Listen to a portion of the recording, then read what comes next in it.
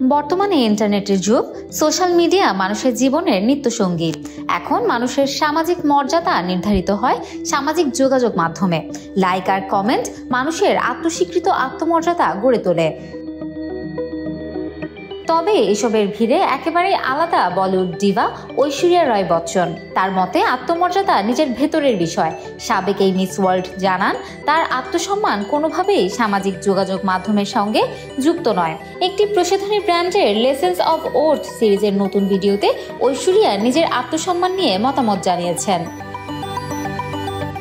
সেখানে তিনি বলেন, সামাজিক যোগাযোগ মাধ্যম কিভাবে মানুষের আত্মমূল্যায়নকে প্রভাবিত করছে এবং তা ক্রমশই বেড়ে চলেছে। অনেকেই লাইক আর কমেন্টের উপর ভরসা করে স্বীকৃতি পেতে চান, কিন্তু সত্যিকারের মূল্যবোধ অনলাইন অনুমোদনের উপর নির্ভর করা উচিত নয়। তার মতে সামাজিক যোগাযোগ মাধ্যম আর সামাজিক চাপের মধ্যে তেমন কোনো পার্থক্য নেই। তরুণ তরুণী থেকে শুরু করে প্রাপ্তবয়স্করাও এতে প্রভাবিত হন, যা একেবারেই গুরুতর উদ্বেগের বিষয়। ঐশ্বরিয়া মানুষকে অনুরোধ করেছেন অনলাইনে স্বীকৃতি খোঁজা বন্ধ করতে। তিনি জোর দিয়ে বলেন, আত্মসম্মান মানুষের ভেতর থেকেই আসে, বাইরে থেকে নয়। সচেতনভাবে নিজের ভেতরে উত্তর খুঁজে নিতে হবে।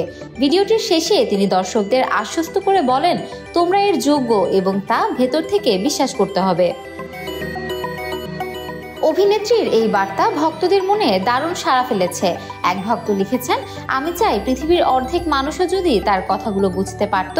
আরেকজন মন্তব্য করেছেন, খুব সুন্দর কথা বলা হয়েছে, আর সেটা এসেছে ঐশ্বরিয়ার মতো একজনের কাছ থেকে। অনেকেই তাকে কুইন আখ্যা দিয়েছেন, আবার কেউ তার সৌন্দর্যের প্রশংসাও করেছেন। ঐশ্বরিয়াকে সর্বশেষ দেখা গিয়েছিল মানিরত্নম পরিচালিত পন্নিয়িন সেলভানে। এখনও তিনি নিজের পরবর্তী কোনো প্রজেক্ট ঘোষণা করেননি।